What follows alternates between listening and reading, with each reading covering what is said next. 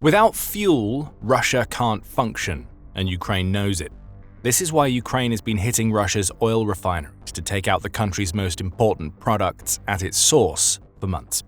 But now Ukraine has gone a step further. It's not only making it much harder for Russia to make the fuel that its people and its army need, Ukraine is also taking out the pipelines upon which Russia relies to transport that fuel. The Russian war machine has been decapitated as Ukraine just cut one of the last lifelines Russia had for keeping its military supplied. Ukraine's target, as the Kyiv Post reported on November 1st, was a trio of fuel pipelines that are collectively part of the Ring refined oil pipeline that runs throughout Russia. That pipeline keeps gasoline, diesel, and aviation fuel flowing through Russia, making it one of the most vital strategic arteries that the country has. The reasons why are simple. With the Ring, Russia is able to keep fuel moving from far-flung refineries and into Ukraine itself, ensuring its troops are stocked up with the fuel they need to launch their assaults. This pipeline is also vital for keeping fuel pumping throughout Russia itself. Without the Ring, the fuel shortages that are already racking Russia would only get worse. We say would, we mean will. That's because Ukraine's military intelligence has just conducted a precision strike against the Ring pipeline that has left Russia reeling. The pipeline, which is in the Remensky district of Moscow Oblast, has been devastated with drone strikes to the point where it hasn't just been damaged, it's been taken out of commission entirely. HUR, Ukraine's main intelligence agency, took to Telegram to explain what it managed to pull off overnight on October 31st. Rumble in the Moscow region. As a result of the HUR operation, 3 lines of an important military facility of the aggressor were destroyed, the Post began. On October 31st, 2025, as a result of the special operation by Ukraine's Defense Intelligence, HUR, a critically important military facility of the aggressor state of Russia was disabled. The Koltsevoy oil pipeline, which has been supplying the Russian occupation army with resources to conduct genocidal war against the Ukrainian people. Koltsevoy is the Russian word for ring or circle, and it highlights the circuitous nature of the pipeline that HUR just destroyed. The Post goes on to explain that Russia had already realized that this pipeline was a target for Ukraine, and it did everything that it could to defend it. Anti-drone nets have been erected at various points along the pipeline, HUR reveals, and Russia also had paramilitary guards on the ground, presumably to man air defense systems and prevent any ground forces from infiltrating in the direction of the pipeline. None of it mattered because Ukraine scored direct hits anyway. Another successful HUR operation in Russia is a serious blow to the military capabilities of the aggressor state, as well as to its economy, in particular in the Moscow region, HUR adds. HUR is right. The Ring pipeline was vital to Moscow. The Kyiv Post reports that the Ring is a 400-kilometer or 248-mile pipeline that connects several refineries around Moscow. Those include the refineries in Ryazan, Novgorod, and Nizhny, several of which Ukraine has already targeted with its long-range drone strikes, as well as a refinery in Moscow. Annually, this single pipeline transports around 1.6 million tons of gasoline, 2.8 million tons of diesel, and around 3 million tons of aviation fuel around Russia. That last type of fuel is extremely important. Russia needs aviation fuel inside Russia because one of its chief tactics is launching glide bombs against Ukraine from air bases that are on its own territory. The loss of the ability to transport up to 3 million tons of aviation fuel per year may mean that fewer of Russia's planes can take to the skies. And if there are fewer Russian planes in the skies, that also means fewer Russian glide bombs heading toward Ukraine. Russia sent emergency and security services to the site of Ukraine's strike almost immediately, United 24 media adds in its report on the pipeline attack. However, it didn't matter how quickly those services responded. The damage had been done, and the Ring was rendered completely inoperable by Ukraine. Repairs will be underway, of course. However, much as we see with Ukraine's refinery strikes, Russia now has to try to repair a vital pipeline while dealing with limited resources and the threat of follow-up strikes to come. It's possible that Ukraine may have just taken out the Ring for several months. Plus, HUR now knows that it can hit one of the most important Moscow fuel pipelines. If it could do it once, HUR may well be able to do it again. That will terrify Russia. But what will also worry Putin in particular is that Ukraine appears to be expanding the scope of its long-range strikes against Russia with this latest attack. For the past few months, Ukraine has been targeting Russia's oil refineries, hitting several of them many times over, to take around 38% of the country's refining capacity offline. That all made sense. With fewer refineries, Russia makes less fuel, which impacts its people, soldiers, and economy. Now, after spending so long hitting Russian fuel at its source, Ukraine has expanded its scope to the point where it's taking out the pipelines that transport the fuel that Russia still has. So even fuel that could be used by Russia's people or soldiers will either be forced to sit in storage or be transported by other means that result in it taking far longer to reach where it needs to go. Ukraine has achieved the same result that it did with the refinery strikes by taking out the ring. And it's all part of the plan to hobble the Russian war machine by devastating its logistical infrastructure. The loss of the ring already amounts to a terrible night for Moscow. However, as Ukraine has shown us many times in the past, when it rains, it really starts to pour for Russia. While the ring will naturally grab all the headlines from Ukraine's October 31st strikes, there were two more targets that have also been hit hard. Those targets include a thermal power plant in Oriel. The Kyiv Post reports that October 31st saw Ukraine unleash several drone strikes at key facilities across Russia, with the Oriel plant being one of them. Parts of that city were left without electricity, in an example of how Ukraine is bringing just a portion of the pain caused by Putin's invasion back to Russia's people without targeting them directly. Ukraine also struck energy infrastructure in several other Russian cities on the same night, taking out electrical substations and causing explosions that damaged everything from power supply equipment to oil refineries. These attacks come as temperatures in Russia are plunging to 41 degrees Fahrenheit and are set to get colder as winter beds in. Russia is getting set for a cold winter. If Ukraine has its way, Russian citizens are going to feel the freeze, and if they get cold enough, they may just direct their anger at Putin. The head of HUR, Lieutenant General Kirilo Budanov, was quick to both laud Ukraine's latest operation and explain why it was so effective. Our direct actions have caused far greater damage to Russia than any sanctions applied so far, the Kyiv Post reports Budanov as saying. This is a mathematical truth. Our strikes hit the aggressor where it hurts most. Of course, this means that the big question has to be asked, is Budanov correct? On a purely monetary level, Budanov may be underestimating the impact that Western sanctions have had on Russia during the war. On June 13th, the UK government published a report on the findings of a Foreign Commonwealth and Development Office or FCDO study into the monetary impact that Western sanctions have had against Russia since Putin launched his invasion. The FCDO concluded that sanctions have cost Russia at least $450 billion that Putin might have been able to use to fund the war. That amounts to around $120 billion per year on average, which is a good benchmark to keep in mind. Of the $450 billion, $154 billion is in lost oil tax revenue. Price caps have come into play here. Russia's Urals crude benchmark pricing has fallen a long way behind the global Brent pricing due to both price caps and the discount Russia has to offer to countries that are still buying its fuel. However, there are a couple of catches to these figures.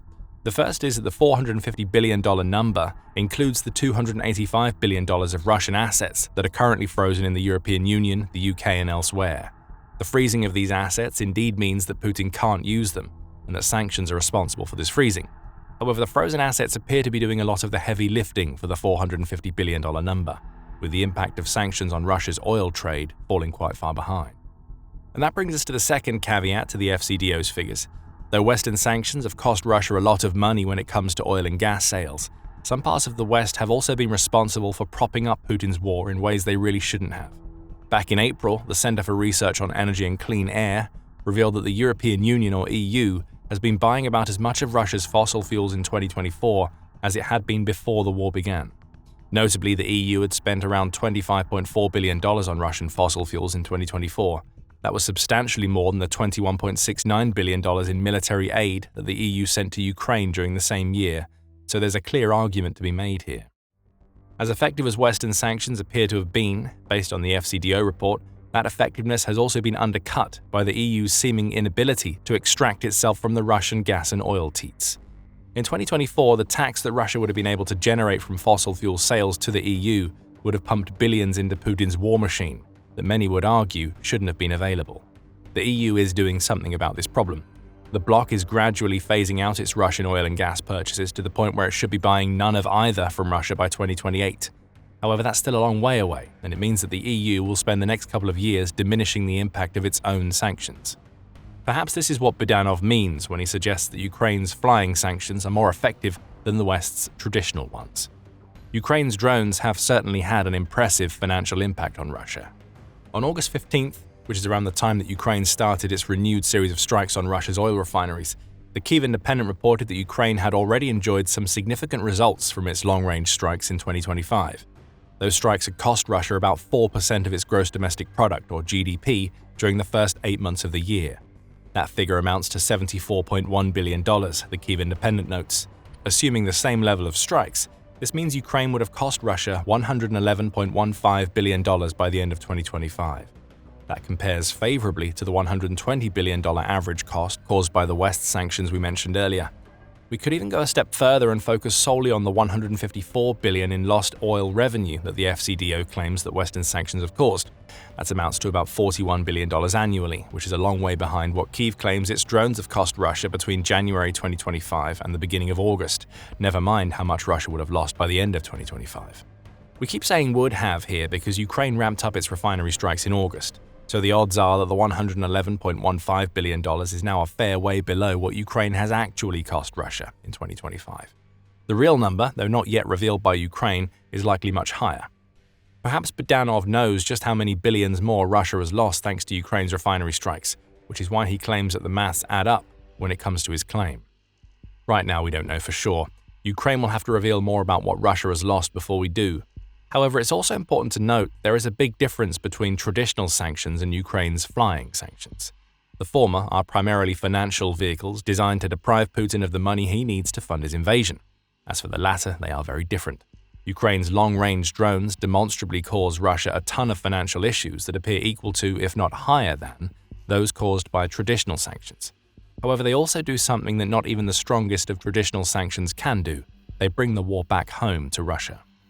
We touched on this earlier. Ukraine's drones are a symbol of a war that was never meant to reach Russian territory coming home to roost. With each of Ukraine's strikes, the Russian people see that Putin is lying to them when he says that Ukraine is on the verge of defeat. Those people hear and see the explosions. They feel the fear when a drone is overhead, even though that drone is heading to a refinery or military targets rather than their homes. Don't underestimate the impact that the visual and tangible effects of Ukraine's drones have on the Russian people. As AP News notes, some of Ukraine's drones have ranges of around 1,000 kilometers, roughly equal to 620 miles. That means these drones can strike deep into the heart of Russia's most populated border regions, as well as the capital city of Moscow. The same outlet reports on comments made by the director of the global risk analysis firm RAIN. Adriano Bossoni tells the outlet, "What we're seeing is that Ukraine is getting better at taking the war inside Russia. For most of the war, Russia operated on the assumption that its own territory was safe. That's no longer the case," Bossoni told AP News. That's the big difference. The effect of traditional sanctions make themselves known over time by gradually eroding Russia's financial capabilities. Ukraine's drones, its flying sanctions, are more visceral. They erode and explode. They also have a far more direct and immediate impact on Russia than traditional sanctions, and nowhere is that more evident than in the fuel crisis that Russia is experiencing right now. On October 27th, the Moscow Times reported that gasoline prices in Russia have risen by 11.6% since the beginning of 2025. This isn't natural inflation. It's a direct result of the supply and demand crisis that Ukraine has created with the refinery strikes that we mentioned earlier. Those strikes are intense. On November 1st, the Kyiv Independent reported on comments made by the head of the Security Service of Ukraine, Vasyl Malyuk. He said that Ukraine has scored at least 160 hits on Russian refining and oil extraction facilities in 2025 alone, with at least 20 of those strikes occurring in September and October. These are legitimate military targets. Oil extraction and refining make up around 90% of Russia's defense budget. These are the dirty petro-rubles funding the war against us, Malyuk points out. He also notes that Ukraine's strikes have hit so much of Russia's refining that the country is dealing with a 20% shortfall in the supply needed to feed its domestic demand for gasoline. None of this is coincidental. Ukraine knows precisely what it's doing with its long-range strikes against Russian oil. The attack on the Ring pipeline is just the latest in a series of strikes designed both to weaken Russia in Ukraine and, almost as importantly, cause pain to Russians who now find themselves lining up at the gas pumps to buy limited amounts of gasoline at inflated prices. Of course, Russia denies that it's Ukraine that's causing all of these problems. When discussing Russia's soaring gasoline prices, Russian Energy Minister Sergei Savilyov tried to claim that hurting its own citizens with high prices was all part of the Russian plan. Speaking to TASS, Savilyov claimed, "First, let me explain why this price situation arose in the first place. In August, prices on the exchange rose due to two main reasons. First, it was the season of scheduled maintenance at oil refineries, which reduced production volumes. Second, it was the traditionally high seasonal demand. Panic buying was also a problem," the energy minister added. And it was. But it was panic buying caused by Ukraine's flying sanctions, not because Russian citizens reacted poorly to supposed scheduled maintenance. The reality that Russia is trying to hide from its own people is that Ukraine's long-range strikes are succeeding so many times that they've pushed Russia into a fuel crisis. This wasn't anticipated. None of these attacks on Russian territory were. But these strikes are now a reality that Putin and his cronies have to deal with because they are a far more powerful reminder that Russia is at war than any traditional sanction ever could be. The ring being shut down is just the latest reminder. Ukraine's drones hit hard and they can reach Moscow. If Putin is hoping that he can rely on the waning of Western support, resulting in fewer Ukrainian drone strikes, then he's sorely mistaken. The vast majority of Ukraine's long-range strikes are now being carried out using weapons made inside Ukraine itself. That's according to Ukrainian President Volodymyr Zelensky. The Kyiv Post reports that Zelensky claims that between 90 and 95% of long-range strikes, like the one conducted against the Ring pipeline, are being made using Ukrainian weapons. The likes of Storm Shadow, ATACMS, and Scalp have been relegated to supporting roles, meaning it's no longer the West's long-range weapons that should be worrying Russia. It should be Ukraine's weapons. And things are only going to get worse for Russia as Ukraine's evolving capabilities mean that it's not just drones that are going to be flying into Russia as 2025 draws to a close. On October 28, the Kyiv Independent reported that Zelensky has confirmed that Ukraine is using 2 homegrown missiles inside Russia. Both the Flamingo and the Ruta have taken flight, with both boasting impressive ranges and far more powerful than the drones that Ukraine used to hit the Ring pipeline. On October 31st, Ukraine slashed the Ring. With the Flamingo, Ruta, and more taking flight, Ukraine is now ready to turn these slashes into full-blown decapitations. And if Russia can't find a way to stop Ukraine, it will run out of fuel and money long before Putin runs out of the soldiers that he's feeding into the Ukraine war meat grinder. Russia is on the verge of imploding from the inside, and it may lose the war because of this internal strife. Putin's empire faces unprecedented strain as a result of Ukraine's long-range strategy, and it's only going to get worse for Russia from here. Find out more in our video. And remember to subscribe to The Military Show for more videos covering the latest long-range strikes that Ukraine conducts inside Russia. And thank you for watching.